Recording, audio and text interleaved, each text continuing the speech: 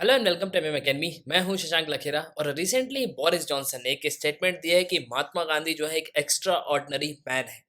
जी हाँ, आपको पता होगा कि यूके के प्राइम मिनिस्टर बोरिस जॉनसन जो है इंडिया में है। इनकी 2 डे की विजिट है और ये यूके के पहले ऐसे प्राइम मिनिस्टर हैं जिन्होंने साबरमती आश्रम को जो है विजिट किया है, मतलब गांधी आश्रम को विजिट किया है। और देखो, कंटिन्यूसली पिछले एक साल से यानी कि 2021 से इस टॉपिक को डिस्कस किया जा रहा था कि बोरिस जॉनसन जो है इंडिया आएंगे, यूके के प्राइम मिनिस्टर इंडिया की ट्रिप पे आने वाले हैं। लेकिन कोविड सिचुएशन की वजह से इनकी जो ट्रिप्स हैं वो यहाँ पे कैंसिल हो गई। इन नाउ अब रिसेंटली प्राइम मिनिस्टर जो है यूके के बोरिस जॉनसन वो जो है इंडिया को विजिट कर रहे हैं, मतलब प्रेजेंटली वो इंडिया पे ही हैं। और सबसे पहले जो है ये साबरमती आश्रम गए, उसके बाद यहाँ पे जेसीबी फैक्ट्री गए। और ये पहले ऐसे प्राइम मिनिस्टर हैं जिन्होंने जो है गुजरात को विजिट किया है, मतलब साबरमती आश्रम जो है यहाँ पे गए हैं।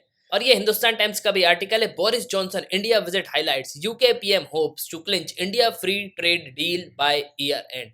और देखो, जब भी किसी भी एक बड़े देश का प्राइम मिनिस्टर या प्रेसिडेंट जो है हमारे देश को विजिट करने आता है, या फिर हमारे देश के प्राइम मिनिस्टर या प्रेसिडेंट किसी देश की विजिट पे जाते हैं, तो हम यही उम्मीद लगाते हैं कि कोई ना कोई एग्रीमेंट जो है यहाँ पे साइन होगा। अभी रिसेंटली ऑस्ट्रेलिया के साथ भी हमारा एक बहुत ही बड़ा एग्रीमेंट साइन हुआ है।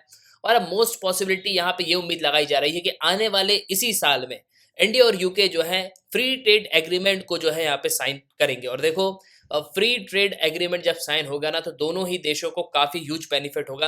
और कंटिन्यूसली कई सारे कमेंट्स भी जो है मैंने पढ़े कि सर इन डेप्थ जो है यहाँ पे वीडियो बनाए, इन डिटेल जो है वीडियो बनाए।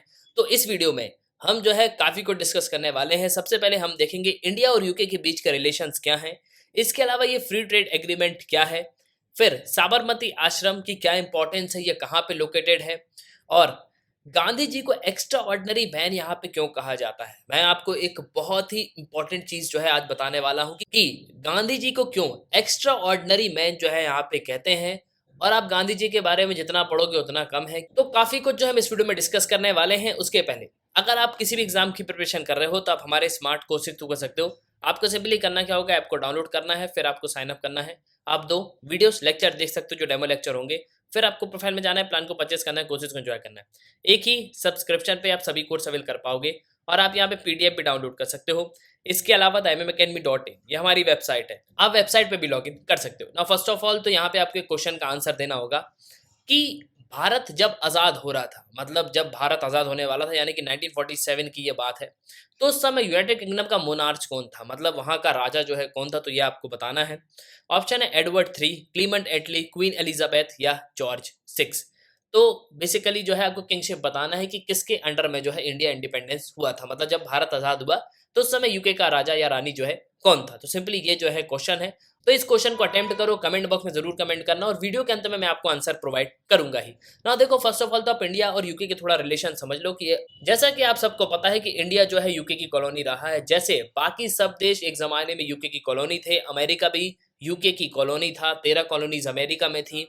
बाद में वो देश यूनाइटेड होके यूनाइटेड स्टेट ऑफ अमेरिका बन जाता है। वैसे ही भारत भी एक जमाने में इंग्लैंड के अंडर में आता था, मतलब यूनाइटेड किंगडम के अंडर में आता था। और 1947 में इंडिया जो है इंडिपेंडेंट हो जाता है। किंग जॉर्ज 6 जो इंग्लैंड के यहाँ पे राजा होते हैं, मतलब यूनाइटेड किंगडम के जो मोनार्च होते हैं, वो अपना जो टाइटल होता है एम्परर ऑफ इंडिया का, उसको जो है यहाँ पे क्या कर देते हैं, रिवोक कर देते हैं। तो फाइनली जो है इंडिया यहाँ पे इंडिपेंडेंट हो जाता है। और उसके साथ साथ जो है पाकिस्तान भी यहाँ पे इंडिपेंडेंस हो जाता है, मतलब भारत से ही अलग होकर जो है एक नया देश बनता है जिसको हम पाकिस्तान कहते हैं। और फाइनली 1950 में जब इंडिया का कॉन्स्टिट्यूशन जो है आ जाता है, तो ब्रिटिश क्राउन जो है पूरी तरीके से भारत से चला जाता है, मतलब भारत के पास अब अपना संविधान है। तो भारत क्या हुआ, रिपब्लिक। मतलब ये बात तो हो गई हिस्ट्री की। लेकिन अगर हम आज प्रेजेंट की बात करें तो British prime minister Boris Johnson जो है रिसेंटली अहमदाबाद आए हुए हैं गुजरात में, और ये प्राइम मिनिस्टर मोदी से जो है यहाँ पे दिल्ली में जाके मिलेंगे।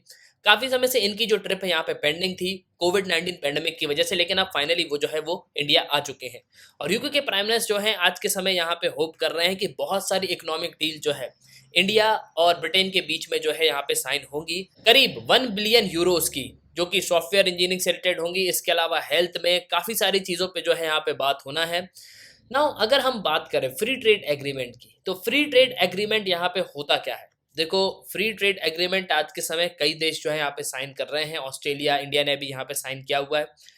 बेसिकली आज के समय दोनों देश यहाँ पे यही सोच रहे हैं कि हम जो है फ्री ट्रेड एग्रीमेंट को यहाँ पे साइन कर लें। एक एग्रीमेंट तो हमारे पास है ही, लेकिन इस साल तक जो है, मतलब 2022 पे ही एक एग्रीमेंट जो है यहाँ पे और साइन हो जाएगा।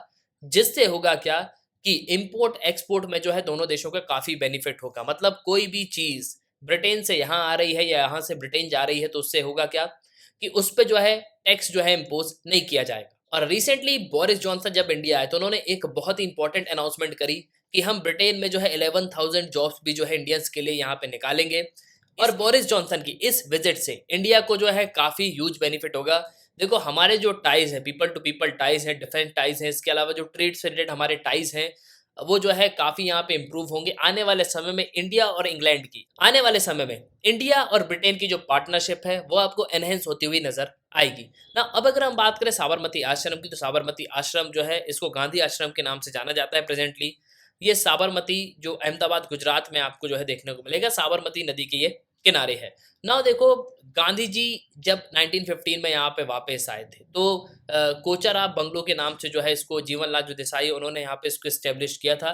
ये गांधी जी के फ्रेंड थे और बैरिस्टर थे। तो 25 में 1915 को जो है यहाँ पे इसको स्टेब्लिश किया गया था और बेसिकली उस समय इसको सत्याग्रह आश्रम के नाम से जाना जाता है। लेकिन अधिकतर समय गांधी जी जो है यहाँ पे इंडिया को विजिट करते रहते थे, लेकिन जब वो इंडिया को विजिट नहीं करते या वो जेल पे नहीं होते तो वो जो है इसी आश्रम में रहते थे। इसलिए साबरमती आश्रम और गांधी आश्रम जो है बहुत ही ज्यादा इंपॉर्टेंट है और अब जो है इसको म्यूजियम भी बना दिया गया है। नाउ एट लास्ट सबसे इंपॉर्टेंट पार्ट कि गांधी जी को एक्स्ट्रा ऑर्डिनरी मैन जो है यहाँ पे क्यों कहा जाता है। देखो इसके लिए आपको थोड़ा सा जो है यहाँ पे हिस्ट्री को समझना होगा। देखो 1920 में होता क्या है कि नॉन कॉपरेशन मूवमेंट जो है यहाँ पे गांधी जी लॉन्च कर देते हैं। लेकिन 1922 में होता क्या है कि चौरा चौरी इंसिडेंट हो जाता है। चौरा चौरी इंसिडेंट यूपी में एक जगह है, वहां पे जो है पुलिस स्टेशन में पेट्रोल बम जो है यहाँ पे फेंक दिया जाता है और पुलिस स्टेशन को आग लगा दी जाती है, जिसमें कई सारे जो पुलिस कर्मी है वो यहाँ पे मारे जाते हैं। लेकिन जब इंडिया के लोगों ने यहाँ पे ऐसा किया, मतलब कुछ लोगों ने यहाँ पे ऐसा किया कि पुलिस स्टेशन को यहाँ पे जला दिया, तो सिंपली आप ये समझो कि उन पे हाथ रखना मतलब सीधे जो है ब्रिटिश हुकूमत पे यहाँ पे हाथ रख दिया गया। मतलब अगर आप वर्दी पे हाथ उठाते हो तो बेसिकली जो है यहाँ पे यही माना जाता है कि सीधे सरकार पे जो है हाथ आपने उठा दिया। अब गांधी जी को यहाँ पे ये बात बिल्कुल पता थी कि अब ब्रिटिश सरकार जो है बहुत बुरा मारेगी सबको निकाल निकाल के, तो उन्होंने तुरंत जो है यहाँ पे रिवोक कर दिया किसको, नॉन कोऑपरेशन मूवमेंट को। हालांकि कई लोगों ने इसका विरोध किया कि यार ऐसा क्यों कर दिया गांधी जी ने, नॉन कॉपरेशन मूवमेंट यहाँ पे बंद नहीं करना था। देखो इसके बहुत सारे रीजंस हैं, अगर आप पूरी हिस्ट्री पढ़ोगे ना तो आपको बिल्कुल जो है यहाँ पे समझ में आ जाएगा।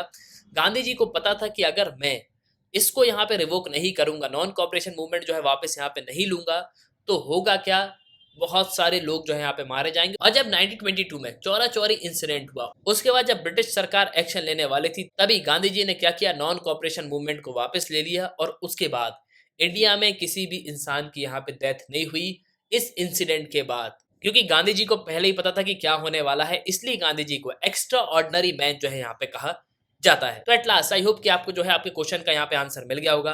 तो इसी के साथ ये था इस वीडियो का। सुनने के लिए बहुत बहुत धन्यवाद। जय हिंद, जय भारत।